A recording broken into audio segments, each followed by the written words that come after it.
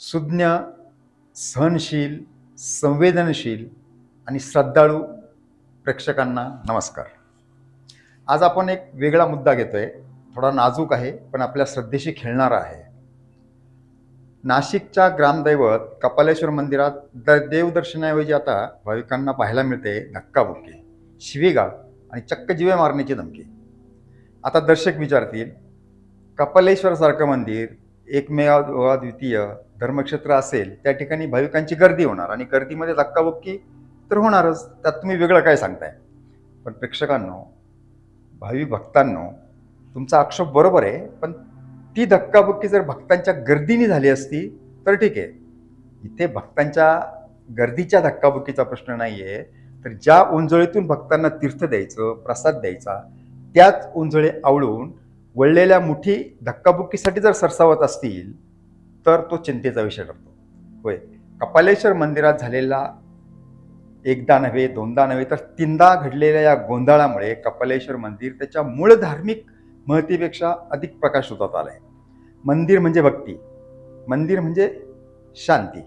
पण कपालेश्वरच्या मंदिराच्या गाभाऱ्यातच पुजाऱ्यांचा राडा होत असेल, मग प्रश्न पडतो, हे मंदिर आहे का मक्तेदारीचा बाजार?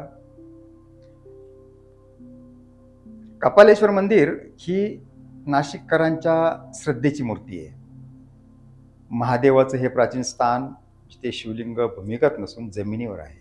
महादेवांनी नंदीला इथं गुरु मानलंय, म्हणून इथे नंदी नाही.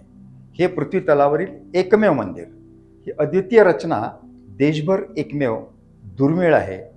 हजारो वर्षांची परंपरा, संतांचा सहवास आणि भक्तांच्या अखंड रांगा. कपालेश्वर हे फक्त मंदिर नाही, तर नाशिकच्या अस्तित्वाचा स्वाभिमान आहे, अभिमान आहे, अखिल हिंदुत्वाचा शिरोमणी आहे.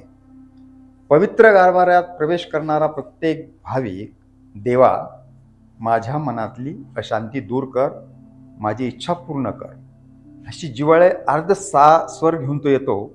कुठल्याही पापाचं क्षालन या ठिकाणी होतं. ज्या गाभाऱ्यात भक्त शांती शोधतो, तिथेच जर आज अशांती पसरत असेल तर घडलं असं. 24 ऑगस्टच्या सकाळी ताबा घेण्याच्या कारणावरून 2 पुजाऱ्यांमध्ये चकमक झाली.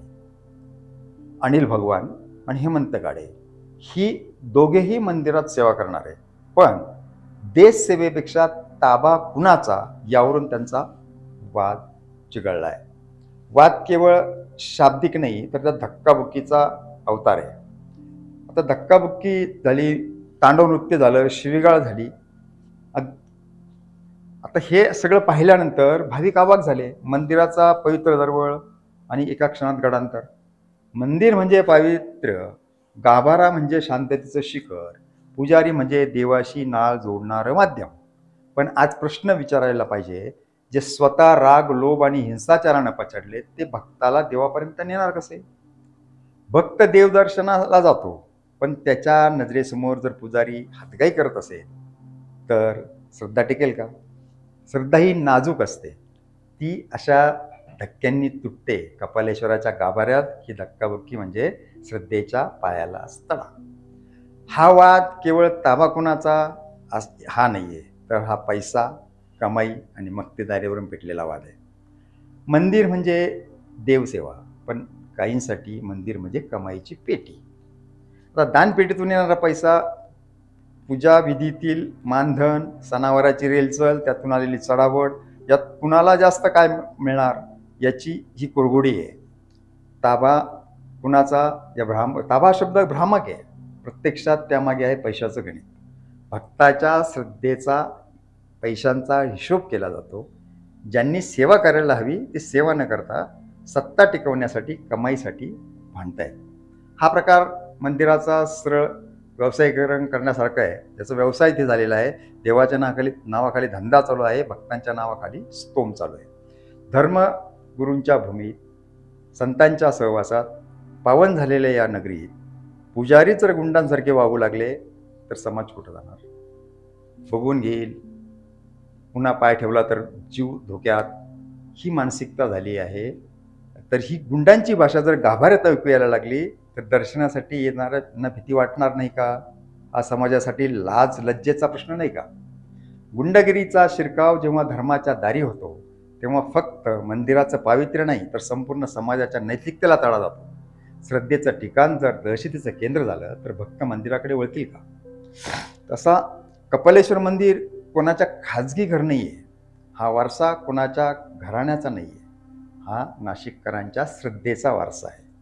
देव पुन्हा एकाच्या मालकीचा कसा असू शकतो हे विचारण्याचे धाडस आता भक्त जनतेने करायला नको का?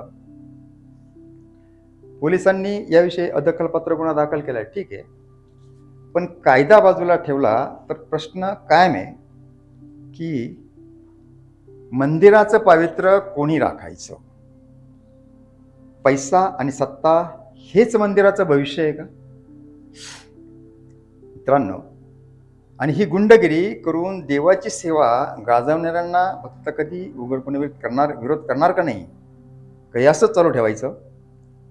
मंदिर हे लोकांचं श्रद्धास्थान आहे ना, आणि त्या श्रद्धेला जर पुजाऱ्यांनीच तडा दिला तर भक्त शांत बसणार नाहीत. समाजाने ठामपणे हे सांगायला हवं, कपालेश्वर आमचं ग्रामदैवत आहे, आम्ही पुजाऱ्याच्या भांडणांना बळी पडणार नाही, देवाचं भक्तीचं स्वरूप आम्ही जपू, कुणालाही त्यावर डाका किंवा दरोडा टाकू देणार नाही.